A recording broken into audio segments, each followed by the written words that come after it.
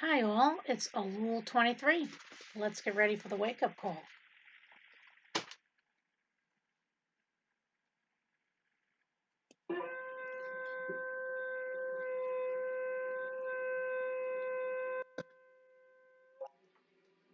Oh, okay, all right, wake up. All right, so it's Elul 23, but it's also September 11th. I know for me, um, I do like to take the day and watch some of the videos, and well, I'll tell you, it's like it was yesterday. There isn't a September 11th that has gone by that when I watch what happened that I don't cry, and it just, you know, oh, and I'm sure that happens to all of you too. It's very, very emotional. Well, today we are going to read from the Harbinger 2 again by Jonathan Cahn. And the reason for that is a lot that is in this book is prophetic is about September 11th. So if you want to see where we're at, um, the times that we're in, this is the book everyone needs to get. It happened 19 years ago. And for me, it's like it happened yesterday. I'm sure, like I said, it's for you too. Like it happened yesterday. So we're going to read from the chapter of the Shakings, chapter 28. But I'm going to start a little more into it. Um, okay. Um, let's see. Okay, the mystery you've been shown involves a dynamic of reoccurrence, the replaying of a biblical progression of national judgment. It was there in America's fall from God. It was there in 9/11. Jonathan has said that was when 9/11, from the first Harbinger 1 book, that was when our hedge of protection was taken down from God. And from there, we were supposed to repent and Teshuvah and turn back to God. And that happened for a little while, but not for long. Okay. So it was there in 9/11. It was there in the first Harbingers you were shown and the ones that followed. And it was there in everything that happened to America up to the present hour. Now we know what has happened in the present hour. COVID, streets are bare. When COVID was at its height, you can go to any city and walk through it, and there was no one there. It was like the Twilight Zone. And so the question must be asked, what does the replaying of the template lead to? Where does the mystery end? And so I asked it, after the first shaking of ancient Israel, the nation hardened itself against God and turned further away. After 9/11, America did likewise. What then? In our last encounters, we've seen that the harbingers and the signs of warning and judgment have not ceased but have continued to manifest. So what does that mean? That America's fall from God has continued as well. Not only has it continued, he said, but deepened and accelerated. I agree with that. Does that follow the ancient template, he asked? It does. In Israel's last days as a nation, even after it was warned and shaken, its fall from God likewise deepened and accelerated. So the replaying has continued according to the ancient template, even up to now. Yes, then there is a choice. If there was no choice, there would be no warning, no signs, and no harbingers. But that there have been all these things is for the purpose of averting the template's end. In each case, the nation is given a window of time, years of grace in which to turn back. The window for America began after 9/11 and has been until now. Since those days, he replied, there have been those who have turned to God and the rising of movements for the purpose of turning and pockets of revival. But as for a massive return or national turning, it has not happened. And America's mainstream culture has turned only further and more brazenly away. And in this as well, America's following in the ominous path of ancient Israel. So what happens, he asked. I really think you should, we'll go past this. Okay, he's quoting a commentary on Isaiah 9 concerning ancient Israel and its vow of defiance. It was this: As the first stage of the judgments have been followed by no true conversion to Jehovah, the Almighty Judge, there comes a second.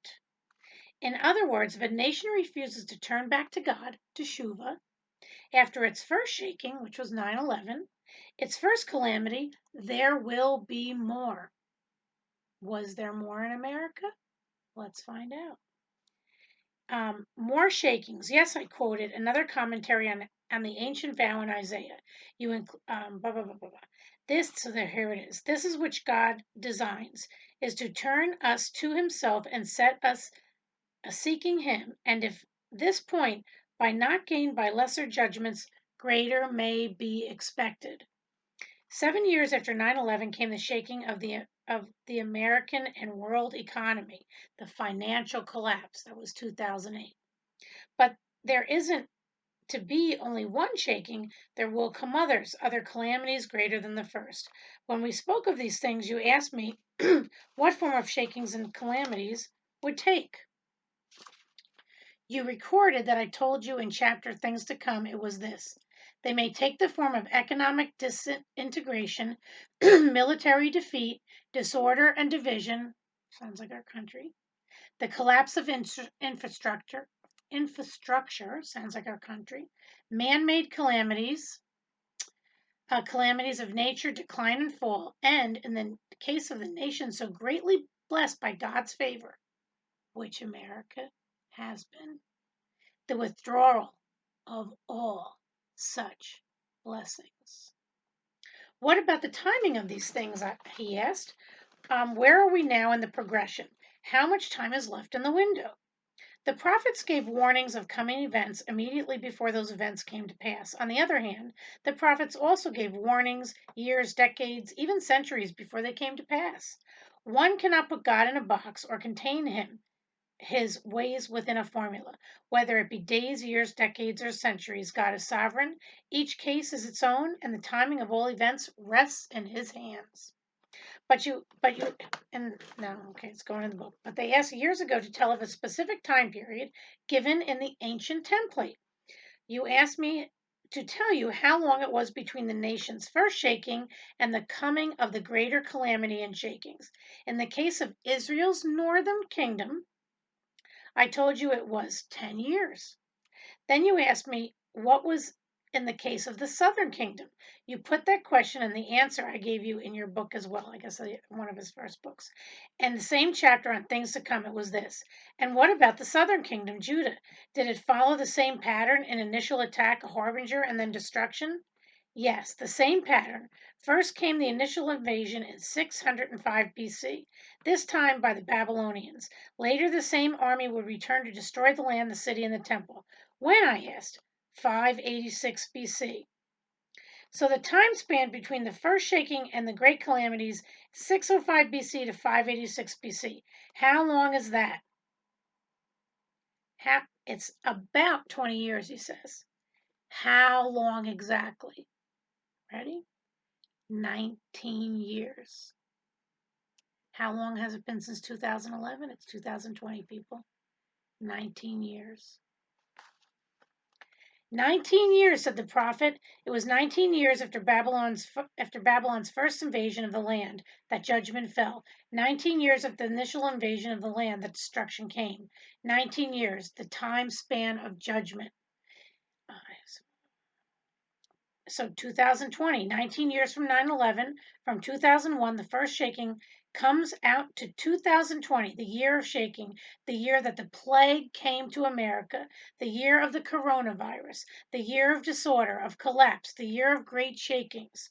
19 years, said the prophet, the time span of judgment. And what was it again that the commentary said about great things? If we aren't turned to God by lesser judgments, greater may be expected. Everything that's happened, it said, is the greater shaking. It is a greater shaking, said the prophet, but that doesn't mean it's the only one. That there aren't more or greater shakings to come. A shaking that spreads fear to every city and town in America and around the world, that causes millions to hide themselves inside their homes. that paralyzes much of the nation's economy and the world economy, that causes a declaration of disaster to be issued in every one of America's 50 states and shuts down most of the planet for the first time in world history. I would think that's enough. Yes, but it doesn't mean there isn't more. I remember something else that he had put in the chapter. This is from his other book. When you spoke to me about the coming shakens and calamities, you said that in the case of a nation that had reigned of the head of nations, the coming judgment would ultimately mean the removal of its crown. You connected the coming shaking to the crown, and the word crown in the English form of Latin word corona. Corona is the name of the virus, and so the shaking is connected to the corona, the crown. Yes, said the prophet, the plague is called corona. And what is its official name? Ready? COVID 19. 19, he said, the number of judgment. They named it for that an entirely different reason, of course. Nevertheless, it bears the number given in the template of judgment, the number of years from the first shaking to the greater one. Is that why you, okay, is that why you return because of the shaking? It's possible, he replied. And there's more to the mystery behind what's happening now. So when you get this book, you'll find out more of the mystery. How about that? Very, very prophetic. Um, yeah. So that's it for today. Shabbat Shalom. It's late. I have to get ahead this weekend with more videos. But I believe tomorrow we're going to be talking a little bit about marriage. And, you know, I don't know.